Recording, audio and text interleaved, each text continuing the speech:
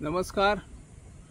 आम्ही सध्या मूळजी खिंड गार्डन परिसर या परिसरात आहोत आणि या ठिकाणी तत्कालीन मुख्यमंत्री प्राचार्य लक्ष्मीकांत पार्सेकर यांनी स्वदेश दर्शन योजनेअंतर्गत एक नवीन पर्यटन स्थळ तयार करण्याच्या नजरेतून मुरजाई देवस्थान समिती महाजनांकडून हजारो चौरस मीटर जागा सरकारने ताब्यात घेऊन गोवा पर्यटन महामंडळाकडे दिली होती आणि त्या जागेत एक आकर्षित पर्यटन स्थळ गार्डन तयार केलेले आहे। आज या गार्डनची जर दशा बघितली तर या गार्डनला कोण वाली आहे की नाही हा एक गंभीर प्रश्न सध्या निर्माण होत आहे। सरकारने करोडो रुपये खर्च करून एक चांगलं गार्डन तयार केलं।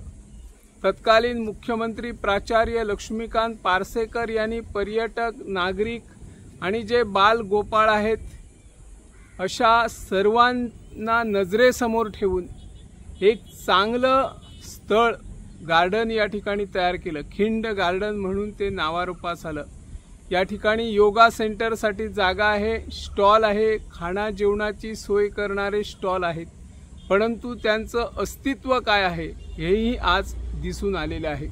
तर दुसऱ्या बाजूने जी जागा खुली होती त्या ठिकाणी फूड कोर्ट होता।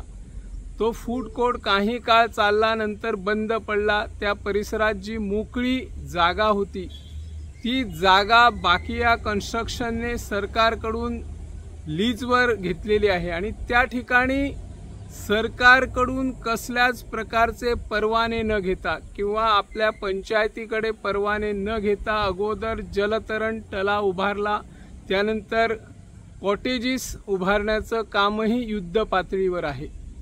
या प्रकल्पाला सरकारचा परवाना नाही, शिवाय पंचायतीने कसल्याच प्रकारचे या दुसऱ्या टप्प्यातील प्रकल्पाला परवाने दिलेले नाहीत आणि असे असतानाही सरकार याकडे दुर्लक्ष करून जे कोण गैर व्यवहार करतात, बेकायदेशीर प्रकल्प उभारतात त्यांना कसा काय पाठिंबा देतात असा नागरिकांचा सवाल उभा झालेला आहे।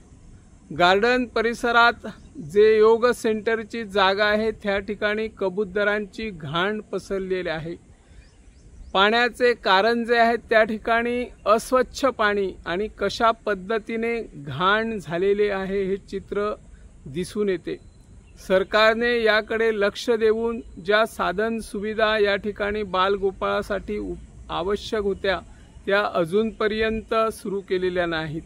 मागच्या दिवाळीला हे गार्डन दुरुस्तीच्या नावाखाली 6 महिनेपेक्षा जास्त कार्यकाळ बंद ठेवले होते आणि त्यानंतर आपले पर्यटन मंत्री रोहन खवटे, स्थानिक आमदार जीत आरोलकर यांनी पाहणी करून अधिकाऱ्यांना ताकीद दिली होती की लवकरात लवकर हे गार्डन सुरू करावे। त्यानंतर अधिकाऱ्यांनी 15 दिवसाच्या आत सर्व साधन सुविधा उपलब्ध करून हे गार्डन सुरू करणार असे जाहीर केले होते, परंतु आज जर त्या भागात बघितलं तर कसल्या प्रकारच्या सुविधा उपलब्ध केल्या हा एक संशोधनाचा विषय आहे।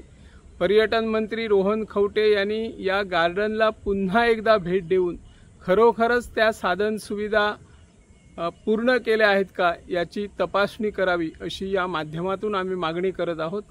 मी निवृत्ती शिरोडकर, इन गोवा 24 ताससाठी।